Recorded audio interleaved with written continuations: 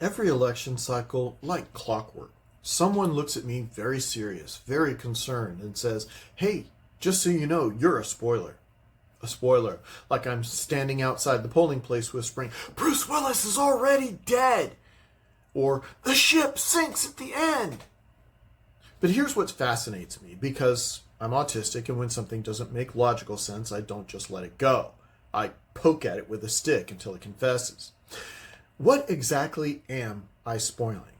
Because that word assumes something very specific, that this election already belongs to someone else, and I'm just over here messing it all up. I've had this happen in real conversations, not just online, but with real humans, voters, neighbors. They lean in like they're trying to help me, like I'm about to walk into traffic. "Look, I like what you're saying, but you can't win." And then comes the translation, because my autistic brain speaks fluent subtext. "I've already decided which of the two acceptable options I'm allowed to choose, and you're making that emotionally complicated for me." That's not a political argument. That's a coping mechanism. It's what people say when they feel trapped in a system, but they've learned to call the cage practical. So let's break down the spoiler argument, because it sounds reasonable right up until you examine it for more than 6 seconds. When someone calls me a spoiler, they're not actually describing me. They're describing a belief that your vote already belongs to one of the two parties. And if you don't give it to the correct one, you've done something wrong. But that's not how voting works. That's how ownership works. You can't waste something that you own. If you choose how to use your vote, by definition, it's not wasted. Unless their real belief is you're only allowed to use your vote in ways that I approve of. But then we're not talking about democracy anymore. We're talking about managed outcomes. And here's where it gets really weird. The same people who will tell you that your vote matters will also tell you that your vote is dangerous if you use it incorrectly. That's not empowerment. That's a loaded weapon with instructions written in Egyptian hieroglyphs. So now let's bring this home, because here in Texas, we love competition in almost every other arena. Free markets, choice, entrepreneurship. We will defend the right to choose between 47 brands of barbecue sauce like it's in the Constitution. But when it comes to elections, suddenly it's no, 2 options. That's freedom enough for you. Imagine applying this logic anywhere else. You can only shop at 2 stores because if you go to a third one, you might accidentally hurt Walmart's feelings and Target will win. That's not competition. That's a duopoly with emotional support voters. And here's the kicker. The same political culture that praises competition in economics panics at competition in elections. That's not a coincidence. That's the system protecting itself. And here's the part that they don't explain when they throw around the word spoiler. The problem isn't more candidates. The problem is how we count the votes. We use plurality voting, which means whoever gets the most votes wins, even if it's not a majority, which is over 50%. So if 3 people run and one gets 34%, they win, which means 66% of voters said no thank you, and the system said cool, doesn't matter. That's not majority rule, that's first past the post, also known as congratulations, you were slightly less unpopular. This is the system creating the spoiler effect. It punishes voters for having more than 2 choices. It turns freedom into risk. And then, this is my favorite part, it blames the candidates for existing inside the system it designed.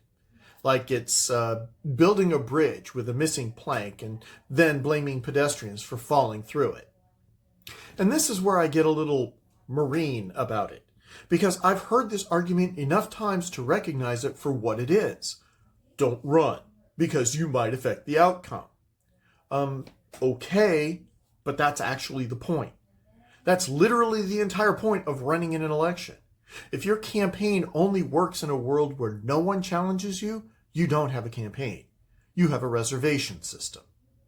And I love this line, you need to pick someone who can win.